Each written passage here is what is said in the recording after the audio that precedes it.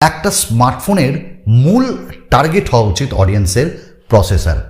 Performance সে কেমন দিচ্ছে, আর processor ভালো হলে 2 বছর কেন 3 থেকে 4 বছর সেই স্মার্টফোনটা চলবে একদম সুন্দরভাবে।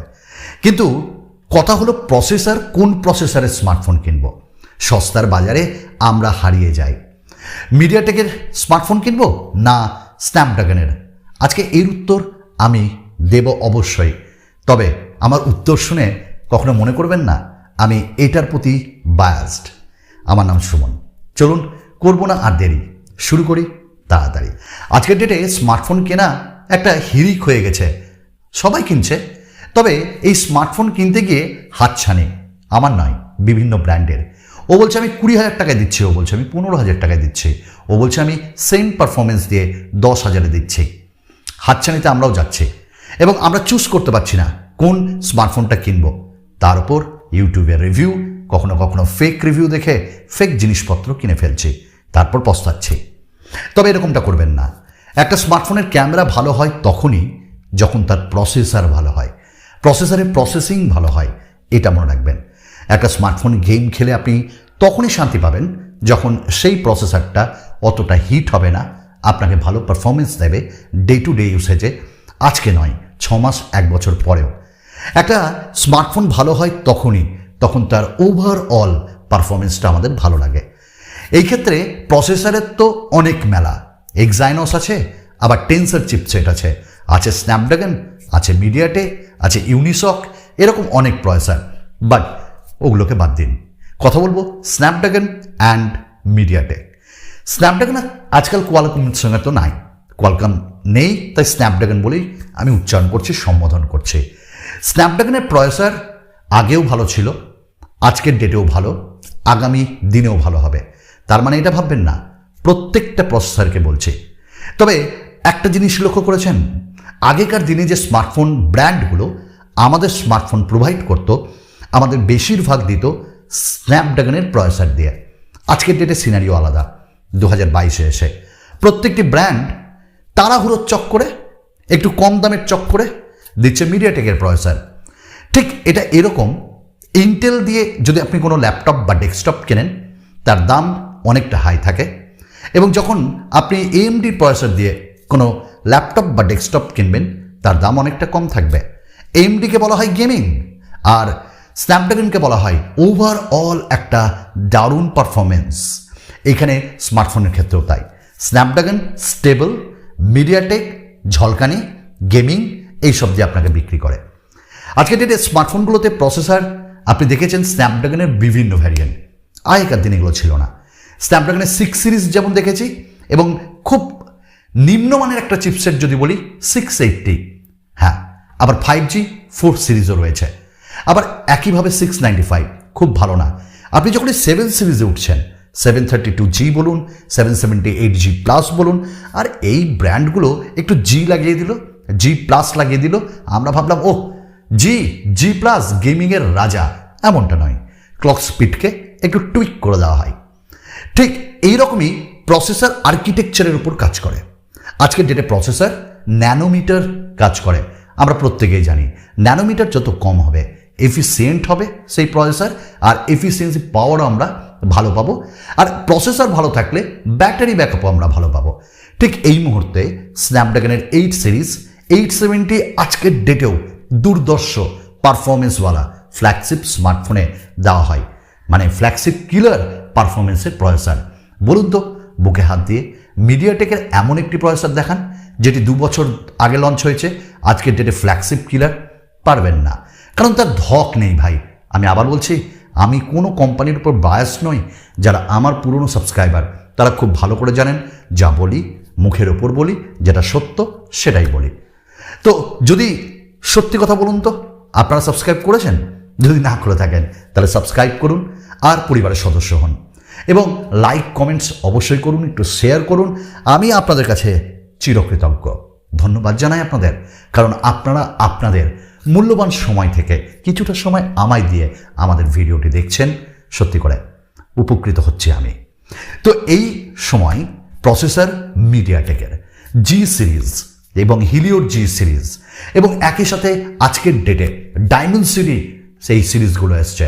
Dimensity 8 series, 7 series, 9 series, 1000 series, অনেক ঝলকানি। 1000 সিরিজ কখনো কখনো বেঞ্চমার্ক বা আন্তর্জাতিক বেঞ্চমার্ক স্কোর বা জিপিইউ স্কোরে স্ন্যাপড্রাগনকে হারিয়ে তো দেয়, কিন্তু থটলিং টেস্টে কেঁদে দেয় মিডিয়াটেকের প্রসেসর।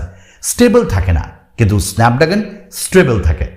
দেখবেন মিডিয়াটেক দিয়ে যে প্রসেসর দিয়ে স্মার্টফোনগুলো আসে সেগুলোতে আমরা হিটিং ইস্যু পাই, এবং স্ন্যাপড্রাগনে পাই না। দাদা একেবারেই কি পাই না? পাই, 888-এ পাই, 8+ Gen 1-এ পাই, কারণ হেভি প্রসেসর ওগুলো। কিন্তু আজকের ডেটে আপনি মিডিয়াটেক হিলিও G96 ইউজ করুন, বা G88 ইউজ করুন, বা G99 ইউজ করুন, ওগুলো কিন্তু একটু গরম হয় দাদা, এটা আপনাকে মানতেই হবে। মিডিয়াটেকের প্রসেসর ইউজ করলে তার প্রসেসিং যে ক্যামেরাতে সেটা আমরা পাই না অতটা ভালো, যতটা একটা স্ন্যাপড্রাগনের প্রসেসর আপনাকে প্রসেসিং করে ইমেজ দেবে। অনেক বাধ্যবাধকতা থাকে এবং অনেক কিছু করা যায় না মিডিয়াটেকের প্রসেসরে। এই ধরুন রেকর্ডিংয়ের ক্ষেত্রে ভিডিও রেকর্ডিং করছেন এবং অডিও রেকর্ড করছেন, স্ন্যাপড্রাগন যতটা ভালো আপনাকে প্রোভাইড করবে, different kind of audio chip দেওয়া থাকে, সেটা মিডিয়াটেকে সম্ভব নয়। তবে মিডিয়াটেক আজকের ডেটে কাজ করে চলেছে, ভালো ভালো প্রসেসর আনছে, যেমন 920 বলুন বা এইদিকে 1080, এই প্রসেসরগুলো কিন্তু ভালো, কিন্তু তাও যেন মন বলে স্ন্যাপড্রাগনের একটা প্রসেসর দিয়ে স্মার্টফোন হলে ভালো হতো। বলুন তো, বুকে হাত দিয়ে মনে হয় না? অবশ্যই এখনই কমেন্টস করুন। তো এই ক্ষেত্রে ব্যাটারির উপরও প্রসেসরের একটা দারুণ রোল থাকে। মিডিয়াটেকের প্রসেসরে ব্যাটারি ব্যাকআপ 5000 কেন 6000 দিলেও অত ভালো পাওয়া যায় না। আমি বলছি ভালো কি পাওয়া যায় না? পাওয়া যায়, কম্পেয়ার টু স্ন্যাপড্রাগন অতটা ভালো না। এই ধরুন আপনি 680 প্রসেসর ইউজ করছেন স্ন্যাপড্রাগনের, পারফরমেন্স ঠিকঠাক, কিন্তু ব্যাটারি ব্যাকআপ আপনাকে দুর্দান্ত দেবে আজকে ডেটে। ওই জন্য 13 থেকে 14,000-এর মধ্যে যে স্মার্টফোনগুলো আসছে বেশিরভাগ 680। চিপেস্ট 5G আপনি 695 দিয়ে পাবেন, কিন্তু মিডিয়াটেকের G99-এর থেকেও এর পারফরমেন্স অনেক বেটার। আর আমি ছেড়েই দিলাম 888, 870, 8 Gen 1, 8 Gen 2 এইসব চিপসেটের কথা, এইগুলো তো দুর্ধর্ষ। তবে হ্যাঁ, মিডিয়াটেকের চিপসেট কারা নেবে? যারা একটা ফ্ল্যাগশিপ স্মার্টফোন নেবে বাট বাজেট খুব লিমিটেড, তারা পাবে আজকের ডেটে 8 Gen 1, 8 Gen 2, 888, 888+, এইসব প্রসেসর দিয়ে স্মার্টফোন কিনতে গেলে টাকা খরচ করতে হবে। ওই কথাই আছে না, ওল্ড ইজ গোল্ড। গোল্ড কিনতে গেলে আপনাকে একটু ইনভেস্ট করতে হবে। যত গুড় দিবেন তত মিষ্টি হবে, আর যদি গুড় কম দেন দানা দানা থেকে যাবে। মিডিয়াটেক সেইটাই। মিডিয়াটেকের প্রসেসর দিয়ে যে ফোনগুলো আসে সেখানে দেখবেন আপনারা ভেপার কুলিং চেম্বার বা যে আজকের ডেটে টেকনোলজিগুলো ইউজ করা হচ্ছে লিকুইড কুলিং, সেগুলো ইউজ করা হয়, স্ন্যাপড্রাগনে ইউজ করা হয়, কিন্তু স্ন্যাপড্রাগন সেটা দারুণভাবে পারফর্ম করে, ফেরাস মিডিয়াটেক করতে পারে না, তার কিছু লিমিটেশন রয়েছে। আবার একইভাবে আপনি যখন ভিডিও দেখছেন সেখানেও স্ন্যাপড্রাগনের প্রসেসর বা এই দেখুন না আইকিউয়ের যে স্মার্টফোনগুলো স্ন্যাপড্রাগন দিয়ে, ওহ কি কাজ করছে বলুন তো ডিসপ্লেতে, অসাধারণ তাই না? আবার জিটরিং দেখা যায় মিডিয়াটেকের প্রসেসরে। আজকের ডেটে শাওমি বলুন, রিয়েলমি বলুন, প্রত্যেকটি ব্র্যান্ড কিন্তু আপনাকে মিডিয়াটেক দিচ্ছে, কারণ তারা জানে অডিয়েন্স চাই বেশি বেশি কিছু। অডিয়েন্স কোয়ালিটি চায় না আজকের ডেটে, কোয়ান্টিটি চাই। অর্থাৎ আমি কম খরচ করব, এতটা পাবো, এটা আমার কাছে বেস্ট।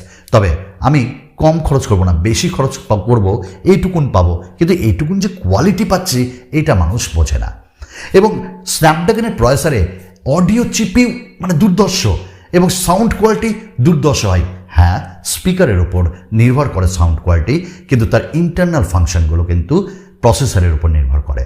তাহলে ইমেজ থেকে, ভিডিও রেকর্ডিং থেকে, ব্যাটারি পারফরমেন্স থেকে সব কিছুই তো নির্ভর করছে প্রসেসরের উপর।